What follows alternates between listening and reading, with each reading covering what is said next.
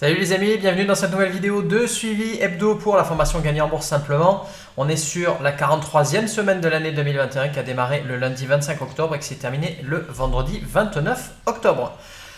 Alors, on a eu une forte hausse partout sur l'ensemble de nos marchés de référence, donc les marchés actions européens et américains, avec le Nasdaq qui a mené la danse cette semaine, comme d'habitude, c'est généralement le cas. Donc une hausse allant de plus 0,66% pour le FTSE 100, donc le marché britannique, à plus 2,71% pour le Nasdaq. En hebdomadaire, les marchés, vous en doutez bien, avec cette hausse qu'on a eue cette semaine, s'enfoncent encore plus dans la zone verte. On était déjà bien en zone verte partout en tendance haussière. On y est encore plus. Il n'y a aucun doute sur le fond de la tendance globale. En journalier, comme vous pouvez le voir sous les yeux, tout est vert enfin, puisqu'on a le DAX pour le marché allemand qui a rejoint les autres marchés en zone verte à partir de lundi. Et maintenant, il est en zone verte aussi comme le reste des marchés. Il est tout juste en zone verte, toujours malgré la semaine qui vient d'avoir lieu. Donc, considérez toujours le DAX comme un petit peu plus délicat que les autres marchés en journalier. Donc, la semaine qu'on a eue a fait finalement sauter les résistances aux États-Unis avec des volumes particulièrement forts. Je vous disais lors du suivi hebdo le week-end dernier que le scénario le plus probable normalement ça aurait été de venir buter sur ces résistances et de peiner un petit peu sur ces résistances. Non, les marchés américains ont décidé autrement et ont cassé allègrement cette résistance. Donc ça c'est extrêmement positif. Par contre pour les marchés européens c'est beaucoup plus mitigé et on va voir que les choses coincent un petit peu plus.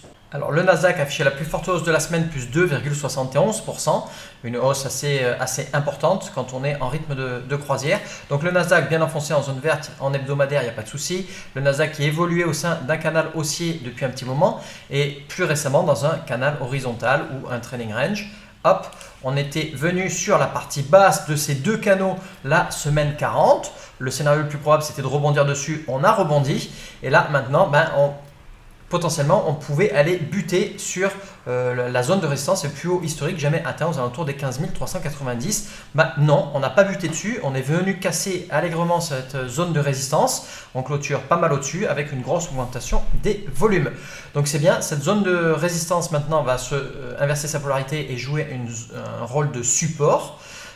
Pour empêcher et maintenir les cours, empêcher les cours de descendre plus que ça. On retrouve donc ce V-bottom ici particulièrement significatif. Donc maintenant, on va pouvoir continuer à évoluer de plus belle à la hausse pour aller chercher le haut du canal. Hop, le haut du canal qui va venir ici, qui est quand même pas mal au-dessus de notre tête, qui se situe aux alentours des 15 920 points. Donc on devrait être assez tranquille pour pouvoir continuer à évoluer à la hausse sur le Nasdaq. Donc ça c'est en hebdomadaire pour une vision plus globale. En journalier, on retrouve ça de manière plus précise avec la cassure de jeudi et vendredi avec des volumes assez élevés aussi. Donc on a une semaine quasiment haussière tout le long et on retrouve bien ce V-bottom pour continuer à aller s'enfoncer en zone verte. Donc très positif pour continuer à aller chercher des opportunités à la hausse sur le Nasdaq. Pour le CAC 40 et le reste des marchés européens, une hausse de plus 1,44%. Hop, un scénario légèrement différent à ce qu'on a sur les marchés, ce qu'on avait sur le marché allemand. On retrouve ce V-bottom aussi. On est allé casser la dernière résistance des 6685 points et on en a une autre tout de suite au-dessus. Alors celle-là, on sait qu'elle nous gêne depuis un moment puisque ce sont les plus hauts historiques jamais atteints. Donc on sait de nouveau qu'on va venir buter sur ces 6950 points. On ne devrait pas avoir trop de difficultés à aller les chercher. Mais il va falloir voir ce qui se passe à ce moment-là et il faudra être particulièrement prudent. Au niveau des opportunités actions de la semaine, je vous le rappelle, j'avais bien insisté la semaine dernière lors de la vidéo de suivi hebdo, on est en période d'annonce de résultats trimestriels aux États-Unis, donc pour le troisième trimestre aux États-Unis. Donc ça a démarré grosso modo vers mi-octobre et ça va continuer jusqu'à fin novembre. Ça veut dire qu'on a plus de volatilité sur les marchés. On a donc les screeners qui sont plus productifs, qui nous retournent plus d'opportunités, notamment dû à pas mal de tempêtes, des fusées haussières, des tempêtes avec GEBS, des accélérations encore plus importantes avec la technique de la hausse exponentielle, parce que les résultats tombent et donc les intervenants ont tendance à changer un petit peu leur prise de position, à réallouer leur cash en fonction et donc vont délaisser certaines actions pour se focaliser sur d'autres actions. Donc il faut bien vérifier ces dates d'annonce de résultats trimestriels notamment si vous opérez aux États-Unis. Et il y a eu pas mal de questions cette semaine au sujet des signaux qui sont proches d'une annonce ou une annonce qui est proche d'un signal. Alors, c'est quoi la démarche à suivre vraiment? Ben, c'est tout simple. Si le signal arrive après une annonce de résultat, ça veut dire que c'est bon. Okay, ça veut dire que l'annonce, elle est derrière nous, on est tranquille, il y a déjà eu la volatilité. Okay, et le signal arrive après. Donc, une autre façon de voir les choses, vous avez une opportunité qui est retournée par le screener, vous vérifiez la date d'annonce de résultat et maintenant, vous allez voir où tombe cette date d'annonce de résultat par rapport au signal. Donc, le signal, vous savez très bien quand est-ce qu'il est, parce qu'en général, c'est le jour même quand vous faites tourner votre screener. Et donc, vous devez comparer où se trouve l'annonce de résultat par rapport à ça. Si la date d'annonce de résultat est tombée la veille, ça peut être le soir ou même le matin, peu importe, mais le cas le plus délicat en général, c'est si c'est tombé la veille au soir, okay, ou alors le matin même du signal. Dans ces cas-là, c'est bon. Ça veut dire qu'on a eu l'annonce qui est derrière nous déjà et qu'on a déjà eu la forte volatilité le jour même du signal. C'est d'ailleurs pour ça, en grande partie, que le titre a été retourné par le screener parce qu'on a eu l'annonce de résultat ou la veille au soir ou le matin même du signal. Et ensuite, on a eu la forte volatilité le jour du signal. Et donc, à la clôture des marchés, vous faites votre analyse, vous faites votre routine, vous avez le titre que vous avez retourné avec un signal et donc vous êtes tranquille dans ces cas-là. Vous pouvez prendre position le lendemain à l'ouverture des marchés. Deuxième cas de figure, c'est si l'annonce du résultat est le soir même du signal ou après le signal. Et dans ces cas-là, alors après le signal, on sait très bien aussi qu'il ne faut pas rentrer dans les 10 bougies après ce signal. Mais donc si l'annonce a lieu le soir même du signal ou dans les 10 bougies après le signal, ben là on sait que c'est pas bon puisqu'on va avoir une forte volatilité derrière. La forte volatilité, elle n'a toujours pas eu lieu et elle va avoir lieu après. Donc si l'annonce est tombée le soir même du signal, ben la forte volatilité va arriver le lendemain et donc il ne faut surtout pas rentrer le lendemain matin en position. Et je vous déconseille aussi de rentrer dans les 10 bougies qui suivent pour être tranquille puisque si l'annonce de résultat arrive dans les 10 bougies après le signal, bah, vous savez que vous allez encore avoir la forte volatilité qui va arriver juste derrière. Okay. Par contre, si l'annonce de résultat est le soir même, vous ne pouvez pas rentrer le lendemain parce qu'il y a la forte volatilité le lendemain, mais si le titre est de nouveau retourné par le screener, dans ces cas-là, ça sera bon puisque la forte volatilité sera derrière nous. Voilà, j'espère que c'est plus clair pour tout le monde vis-à-vis des annonces de résultats. Ce qu'il faut retenir, c'est que si le signal arrive après l'annonce de résultats, c'est bon. S'il arrive avant, c'est pas bon. Voilà. Voilà, dans cette vidéo de suivi hebdo, on va regarder uniquement des opportunités à la hausse puisque maintenant on est bien dans des marchés en zone verte, en tendance haussière. Donc c'est plus trop la peine de perdre son temps à faire tourner les screeners à la baisse. Alors on commence avec le titre ACC sur le NYSE et 3 signaux de hausse exponentielle qui ont été retournés cette semaine. Avec le premier qui a été retourné mardi 26 octobre à la clôture des marchés. C'était suite à une annonce de résultat, justement, qui a eu lieu le 25 octobre à la clôture des marchés. Alors, je vais rezoomer un petit peu plus. Hop, voilà, pour vous montrer. Donc, annonce de résultat 25 octobre à la clôture des marchés. Donc, ça veut dire que la forte volatilité a lieu le lendemain, le 26 octobre, pendant la séance. C'est exactement ce qui s'est passé le 26 octobre. On a une forte volatilité, grosse augmentation des volumes, une belle poussée haussière, hop, et derrière, le soir même ou le lendemain matin, selon quand est-ce que vous faites votre routine, il y a le titre qui vous a été retourné par le screener. Donc on est tranquille, la forte volatilité a déjà eu lieu et l'annonce de résultat est derrière nous. Donc maintenant, on peut rentrer en position. Alors bien entendu, il faut considérer tous les autres éléments de l'opportunité. Mais en tout cas, au niveau de l'annonce du résultat, on est tranquille. Donc on a une belle hausse exponentielle avec une patrouille de France qui est bien matérialisée depuis longtemps. On évolue au sein d'un grand canal haussier. Je vais redézoomer un petit peu plus. Voilà. On a pu remettre les compteurs à zéro de la hausse exponentielle. Donc on est sur le premier, deuxième et troisième signal. Donc tout ça c'est bien. Le signal du mardi 26 octobre, ben, il est encore mieux parce qu'il est un petit peu plus précoce que les autres. Donc jolie patrouille de France, on est sur le tout premier signal à ce moment-là. On a un joli rebond sur la moyenne mobile à 14, voire même à 50. Et on a une cassure des derniers plus hauts. Donc tout ça, c'est extrêmement positif. Si on regarde ce qui se passe un petit peu au niveau de la volatilité, ben on voit que la moyenne mobile à 14 jours a tendance à pas mal zigzaguer. Donc on a un titre qui est assez chaotique, assez nerveux. et la moyenne mobile à 50 jours, elle a été enfoncée hop, à quelques reprises. Alors elle est quasi horizontale ces derniers temps, moins risqué, mais ça veut dire quoi? Ça veut dire que ce n'est pas ultra critique, mais par contre il va falloir laisser un petit peu plus de place, un petit peu plus de marge de manœuvre à votre stop loss si vous rentrez en position. Donc pour moi, cette volatilité, le fait qu'on soit sur un titre un petit peu plus chaotique, on est sur une opportunité dans ces cas-là qui est risquée.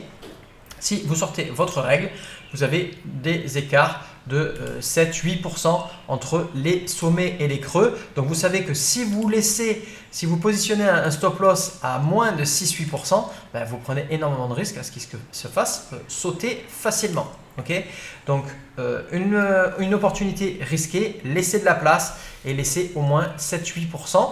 Donc vous savez très bien là dans ces cas-là que la moyenne mobile à 14 jours ça ne va pas aller puisque elle est sur la bougie en question. Donc il va falloir aller chercher un dernier creux. Le dernier creux ici est pas mal. Si vous sortez votre règle, vous avez grosso modo du 10%. Donc vous savez que vous laissez suffisamment de marge de manœuvre avec un stop loss à 10% alors que le titre a tendance à faire des oscillations de 7-8%. Le titre OLN sur le NYSE, du GEBS et de la hausse exponentielle retournée le vendredi 22 octobre et le lundi 25 octobre. Tout est bon. Là, on est où c'est un biseau haussier ou très légèrement biseauté puisque la résistance est très légèrement haussière ou alors un triangle haussier. Quand c'est assez litigieux comme ça, pour moi, c'est à traiter comme un triangle haussier ou un canal haussier, mais pas vraiment un biseau. On n'a pas une pente particulièrement élevée ou quoi que ce soit. Donc, des volumes qui baissent bien pendant la matérialisation de ce calme-plat. Pour vous en persuader, vérifiez avec les moyennes mobiles sur les volumes aussi. Accélération avec la tempête le vendredi 22 octobre. Pour moi, cette configuration elle est beaucoup plus à prendre avec du GEBS qu'avec de la hausse exponentielle, puisque là, on redémarre tout juste la patrouille de France, mais c'était possible aussi. Vous doutez bien que cette hausse exponentielle, elle est faussée par la tempête du 22 octobre. Mais pour moi, tout est beau aussi bien GEBS que de la hausse exponentielle à privilégier GEBS. Ensuite, un autre titre qui fait beaucoup couler d'encre en ce moment, c'est Tesla, TSLA sur le Nasdaq. Vous n'avez pas besoin de suivre les médias ou d'écouter quoi que ce soit. Vous avez tous les outils pour opérer sans vous casser la tête et revenir sur un titre comme ça qui peut être intéressant au moment opportun grâce à nos screeners. Quand il ne se passe rien ou qu'il n'y a aucun intérêt sur Tesla, on n'a rien qui nous est retourné au niveau du screener et des indicateurs. Et quand il y a vraiment quelque chose d'intéressant, le titre apparaît sur nos radars. Donc la date d'annonce du résultat pour Tesla, elle est tombée est-ce que je l'ai marqué le 20 octobre. Donc c'est derrière nous, il n'y a pas de souci de ce côté-là. On a eu un premier signal de hausse exponentielle intéressant après la cassure de la résistance à plat suite à l'annonce de résultat, donc le 22 octobre. Ça, c'était intéressant à prendre. Ensuite, on a une accélération le lundi 25 octobre avec notamment une fusée haussière. Alors, cette fusée haussière, je vais revenir sur la problématique de est-ce qu'il y a une bulle ou pas sur Tesla. Okay. Alors pour ça, j'espère que Daniel ne m'en voudra pas. J'ai repris son graphique. Effectivement, c'est absolument pas normal qu'une entreprise, à elle seule, couvre, en termes de capitalisation boursière, recouvre les 10 prochaines entreprises concurrentes, les 10 plus grosses entreprises concurrentes, où on va retrouver Honda, on va retrouver Ford, on va retrouver BMW, General Motors, Daimler, Volkswagen, Toyota, enfin bon. Donc oui, il y a une bulle, clairement, c'est absolument pas normal que le leader, et encore le leader à voir à quel niveau, parce que combien vous voyez de Tesla sur la route, donc à prendre avec des pincettes sur est-ce que Tesla est vraiment le leader de l'automobile sur le marché mondial actuellement. Il y a de grosses anticipations dessus, mais c'est absolument pas normal qu'une entreprise comme ça englobe les 10 plus grosses entreprises derrière elle. Donc oui, il y a une bulle indéniablement au niveau analyse fondamentale. Mais par contre, l'analyse fondamentale, avec GEBS et nos outils, on s'en fout complètement. L'analyse fondamentale, ce qu'il faut bien comprendre, c'est qu'elle a presque toujours raison. En fonction des bilans, des comptes de résultats et des publications faites par l'entreprise. Alors presque toujours raison, je dis bien presque. Pourquoi ? Parce que pour peu qu'il y ait des erreurs de calcul dans les bilans ou dans les comptes de résultats, ou que ce soit volontaire ou non volontaire, donc si c'est volontaire c'est de la fraude, si c'est non volontaire ça peut arriver, mais en tout cas ça arrive, l'analyse fondamentale a toujours raison. Par contre, le timing est toujours très mauvais avec l'analyse fondamentale. Et donc, c'est bien beau d'avoir raison, mais si vous avez raison 3 mois trop tôt, 6 mois trop tôt, 1 an, 10 ans trop tôt, ça ne vous sert absolument à rien en termes d'investissement et en termes de trading. Donc, on oublie l'analyse fondamentale et on regarde, on se concentre uniquement avec nos outils et notre analyse technique et notre analyse graphique. Et donc cette fusée haussière, elle est très belle le lundi 25 octobre. Aucun élément à éviter, aucun élément à bannir. Je vous rappelle, vous pouvez ignorer l'exclamation haussière sur les fusées, c'est fréquent. Donc très belle opportunité avec la fusée haussière. Les cours continuent de s'envoler derrière, donc pas de souci. La hausse exponentielle, il y avait déjà un signal le 22 octobre qui était intéressant. Le signal du 25 octobre, vous vous doutez bien, il est faussé avec la fusée. On est encore plus étendu ou quoi que ce soit. Donc pour moi, c'est correct ou risqué. À ce moment-là, il faut rentrer sur la fusée et aller engranger le reste des gains derrière. Dernier titre qu'on regarde à la hausse, c'est le titre VIRP, donc VIRP sur Euronext Paris. Plusieurs signaux de hausse exponentielle, ça a démarré le lundi, puis on a eu un autre encore mercredi, jeudi, vendredi. Date d'annonce de résultat, elle est tombée le 18 octobre, c'est derrière nous, on est tranquille. Le signal du 25, il est super. On vient, jolie patrouille de France, on rebondit bien sur la moyenne mobile à 14 jours, on vient casser les derniers plus hauts et notamment une résistance. On est sur le tout premier signal, on a pu remettre les compteurs à 0. Oui, on a chatouillé à 2 reprises la moyenne mobile à 50 jours, alors qu'elle est haussière. Mais voilà, on l'a chatouillé, on ne l'a pas enfoncé allègrement. Donc, on peut prendre position, mais ça veut dire quoi? Ça veut dire qu'il faut prendre en compte ce genre d'oscillation et que si vous placez votre stop loss à moins de 10-12%, vous risquez de vous faire enfoncer votre stop loss. Donc, il fallait placer un stop loss plus loin que ça, ou bien ici. Alors, hop, vous reprenez votre règle, vous regardez grosso modo le stop loss, on est sur du 19%, on est tranquille, vous pouvez le mettre sur ce dernier plus bas, sur ce dernier creux ici, et c'est très bien. La difficulté sur cette opportunité dans le quiz opportunité, ce sont les volumes. Si vous regardez les volumes, on a des volumes qui sont aux alentours de 5-6 000 en moyenne avant notre premier signal.